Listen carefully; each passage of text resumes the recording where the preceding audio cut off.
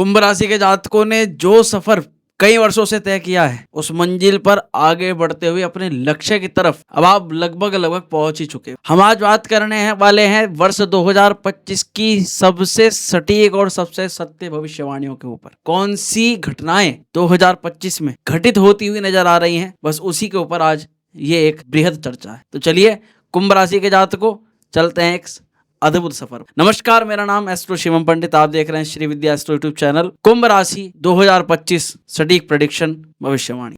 इस वर्ष में शनि, राहु, केतु और बृहस्पति चारों ग्रहों का परिवर्तन होने के कारण अब सब कुछ पहले जैसा नहीं रहने वाला है। यूं कहना बिल्कुल सही है आपके लिए कि आपने जो मेहनत, जो संघर्ष आपने अपने जीवन में अब तक किया, सबका फलाफल शनिदेव अपनी कृपा के रूप में आपको इस वर्ष प्रदान करने जा रहे हैं। तो चलिए जानते हैं क्या कुछ घटनाएं आपके साथ घटित होती हुई नजर आ रही। कुंभ राशि के जातकों को यह कार्यक्रम चंद्र राशि पर है, लगन और नाम के अनुसार भी आप देख सकते हो, पर पूर्ण सटीकता केवल आपकी जन्म कुंडली ही बता सकती है।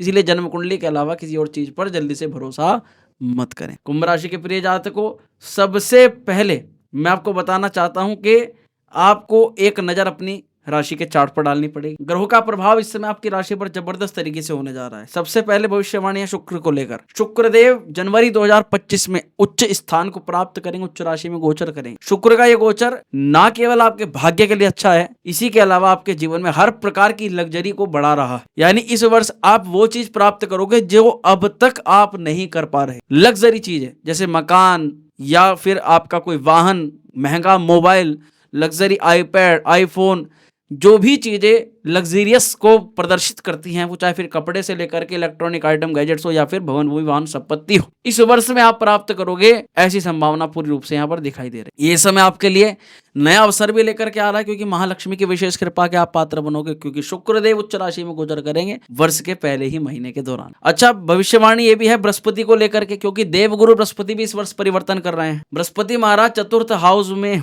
हैं अभी और बहुत शीघ्र पंचम में आ जाएंगे, और इससे अच्छा तो समय शायद ही फिर कभी, क्योंकि कुंभ राशि के जातकों यहां जब तक बृहस्पति चतुर्थ स्थान पर हैं, अभी कब तक है, 15 मई तक हैं, तब तक आप देखोगे आपके करियर में प्रमोशन की संभावना प्रबल है। आपके नई जिम्मेदारी काम को लेकर के थोड़ी सी बढ़ा रहे हैं बृहस्पति महाराज, पर आपके काम को लेकर के मैनेजमेंट को आप मजबूत कर पाओ। पर गुरु जैसे ही परिवर्तन करेंगे, आपके पंचम भाव में बृहस्पति आ जाएंगे, तो वैसे बन जाएगा आपके प्रमोशन का प्रबल राजयोग।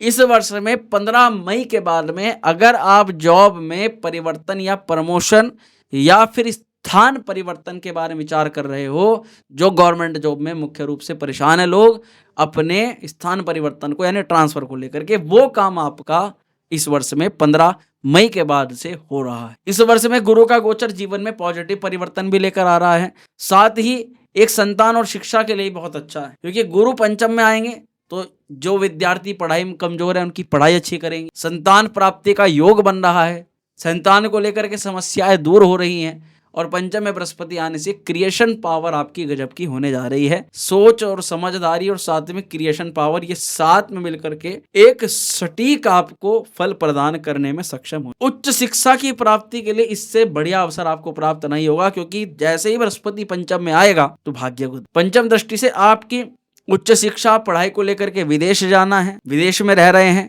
कि वहां किसी प्रकार का कार्य सफल करवाना है आपको, ऐसे कार्य आपके 15 मई के बाद ज्यादा अच्छे तरीके से होते हुए नजर आए। हालांकि परिवार और संतान पक्ष में मजबूती दिखाई दे रही है, संतान कहना मान रही है, संतान को लेकर किसी प्रकार की चिंता, परेशानी, दुविधा या द्वंद्वता तो वह समाप्त हो रहा है। चौथी भविष्यवाणी बड़ी महत्वपूर्ण है, क्योंकि शनि का गोचर कुंभ राशि वालों के लिए क्यों बेहद खास है वर्ष 2025। देखो, शनि के 7.5 के मुख्यतः 3 चरण माने जाते हैं। 3 ढैया का एक समागम होता है जिसको शनि की 7.5 कहते हैं। पहला चरण आप पर 17 जनवरी 2023 से पिछले के 2.5 साल था। दूसरा चरण 17 जनवरी के बाद से प्रारंभ हो गया था।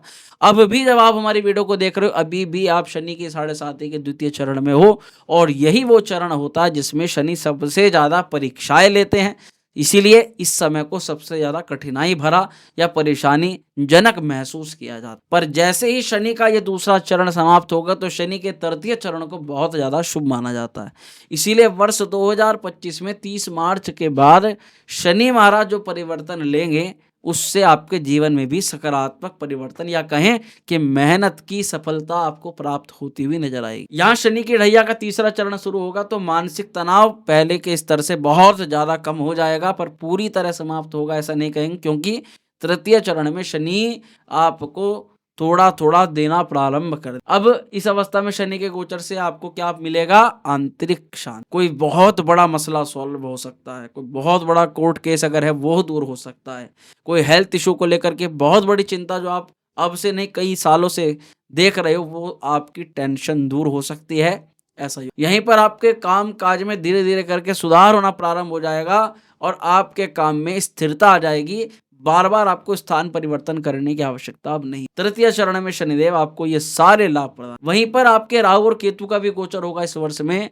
तो इस वर्ष राहु का पहले भाव से आपका गोचर देखा जाएगा, पहले भाव में राहु मारा जाएंगे, मई में आएंगे, 18 मई को ये गोचर होगा और केतु उधर आपके सप्तम भाव के अंदर आ जाएंगे। अब क्या होने वाला है थोड़ा ध्यान से सुनिए। सबसे पहले तो राहु का जैसे ही गोचर होगा तो आपके अंदर एक ऐसा कॉन्फिडेंस बढ़ेगा जिसको हम रिस्की कॉन्फिडेंस, ये कॉन्फिडेंस व्यक्ति को तो राहु देवता के प्रथम भाव में होने से आपका दिमाग ये करेगा कि मैं बहुत जल्दी अमीर बन जाऊं या मेरे काम फटाफट अचानक से बनना प्रारंभ। क्योंकि जब राहु का प्रभाव चढ़ता है ना व्यक्ति, तो बस उसको केवल और केवल अपने उड़ान से मतलब होता है, अपने सपनों से मतलब होता है। और इस वर्ष में ये कहना गलत नहीं है कि आप राहु की चपेट में आ सकते। तो ये बात थोड़ा सा जानना कठिन होता है, थोड़ा समझना इसको भारी पड़ता है, क्योंकि जब राहु आता है ना तो ये व्यक्ति को थोड़ा झूठ भी बुलवाता, थोड़ा चतुर और चालाक भी बनवाता। ये राहु का प्रभाव पड़ रहा है आपके लगन पर, आपके प्रथम भाव पर। थोड़ा सावधान रहिएगा, क्योंकि कुछ चतुर चालाक लोगों का आपके जीवन के अंदर जो है प्रभाव भी पड़ सकता है। अब मैं आपको बताऊंगा, जैसे राहु प्रथम भाव के अंदर पहले घर के अंदर गोचर करेंगे तो ये भी लगभग कई सालों के बाद, करीबन 10 सालों के बाद आपके प्रथम भाव के अंदर आ रहे हैं। राहु के पहले घर पर एक योग बनेगा और ये योग करीबन 30 मार्च से लेकर के 16 मई तक, 16, 17, 19 मई तक का ये योग बना रहे। इस दौरान आपको स्वास्थ्य को लेकर के थोड़ा सा सजगता और सावधानी रखनी पड़ेगी। अच्छा, राहु के पहले घर में आने से कुछ चीजों में आप ओवर कॉन्फिडेंस जरूर होगी। ये ऐसा टाइम रहेगा, 2 महीने करीबन ऐसा रहेगा जिसमें आप किसी भी प्रकार का, चाहे उसमें रिस्क का काम हो, चाहे खतरे का काम हो, चाहे कैसा भी हो, आप उस काम को करने से बिल्कुल भी हिचकिचाओगे नहीं। एकदम उस काम कर लोगे जैसे किसी ने आकर के आपको बहुत ज्यादा ताकत प्रदान कर दी। ये टाइम इसलिए ऐसा भी रहेगा कि जब लोग आकर के ऐसा व्यवहार आपसे करेंगे कि आपको लगेगा कि अब तो बहुत पावरफुल लोग आपके जीवन के अंदर आ रहे हैं, आपसे कनेक्ट हो रहे हैं। और ऐसा इस कारण से होता है जैसे कि जो लोग राजनीति के क्षेत्र के अंदर है, किसी बड़े राजनीतिज्ञ का साथ जुड़ जाना, किसी पुलिसकर्मी का साथ जुड़ जाना, कहीं पर ऐसे संपर्क बन जाना जहां पर आपको लगे कि वास्तविकता में हमारी पावर जो है वो बढ़ रही है। तो ऐसी अवस्था है, कुछ ना कुछ राहु महाराज करवा रहे हैं। लेकिन एक बहुत बड़ा इसका नेगेटिव फॉल होता है कि ये राहु हर व्यक्ति में, हर चीज में शंका और शक की मिजाज व्यक्ति को प्रदान करा देते हैं। तो आपको वे कौन सी चीजें हैं जो शक के दायरे में आप ज्यादा महसूस करते हो सकता है कि राहु बहुत बार आपको डिसीजन लेने के लिए कंफ्यूज करता रहे, आपको मन में ये डालता रहे कि भाई जॉब छोड़ दो, ये काम कर लो, वो काम कर लो, बार बार आपके मन परिवर्तन की चीज आएगा। क्योंकि राहु व्यक्ति का जो दिमाग है ना उसको बहुत एक्सट्रीम लेवल तक चला देता है। अब ऐसे में केतु के 7th हाउस में आने के कारण से, क्योंकि जब दोनों का गोचर होगा तो केतु सप्तम भाव में आएगा, राहु आपके लगन पर रहेगा, तो केतु के कारण से वैवाहिक जीवन में आप महसूस करोगे कि असंतुष्टि हो रही, संतुष्टि का भाव कम आ रहा है, या कुछ लग रहा है कि जैसे कुछ चुनौतियां बढ़, क्योंकि दाम्पत्य जीवन पर केतु का प्रभाव पड़ने से हमें ध्यान रखना पड़ता है। और ये सब जो भी होगा वो अचानक होगा, बिना प्लान के होगा, बिना प्लानिंग के होगा। तो ऐसे में आपको राहु और केतु दोनों से संबंधित कुछ उपाय जरूर करना। चलो खैर, आपको बताऊंगा। अगली भविष्यवाणी है कि शनिदेव का जो है ना द्वितीय हाउस, 2nd हाउस के अंदर गोचर होगा। और यही है इस पूरी वीडियो की सबसे अच्छी बात, सबसे अच्छी गुड न्यूज, क्योंकि अब शनि का 30 साल बाद आपके ऊपर से एक उतरती हुई 7.5 अब प्रारंभ हुई। उतरती का मतलब ये कि अब शनि आपको देते देते जाते हुए दे करके जाए। जितना आपको पिछले 5 साल में शनि ने परेशान किया या मेहनत करवाई है, उससे भी डबल ट्रिपल लाभ आपको शनिदेव प्रदान करा देंगे। बशर्ते कुंडली में भी अगर शनि अच्छे हो तो और भी ज्यादा अच्छी बात। तो ये 30 साल के बाद शनि द्वितीय हाउस के अंदर आएंगे। परिवार के प्रति अधिक लगाव रहेगा, परिवार के प्रति थोड़ी जिम्मेदारी बढ़ेगी, लेकिन स्वास्थ्य पर मुख्य रूप से आंखों में, दांतों में आपको विशेष ध्यान रख करके चलना। इस वर्ष में कुछ परेशानियां देखी जाएंगी, पर सबसे ज्यादा अच्छी बात है कि धन में वृद्धि हो। शनिदेव कोई मोटी सेविंग आपको, क्या पुराना कोई निवेश है उसका बड़ा लाभ आपको एक साथ, यानी बड़ी अमाउंट आपके पास में इस वर्ष में कहीं ना कहीं से आ रही है। और शनि की 7.5 खत्म होने से, या शनि की 7.5 उतरते हुए चरण में होने से क्योंकि अभी कुंभ राशि पर खत्म नहीं हो रही, पर तीसरा चरण प्रारंभ हो रहा है। तो शनि जो लेवल आपका चुनौतियों का जो लेवल था, वो लेवल अब बिल्कुल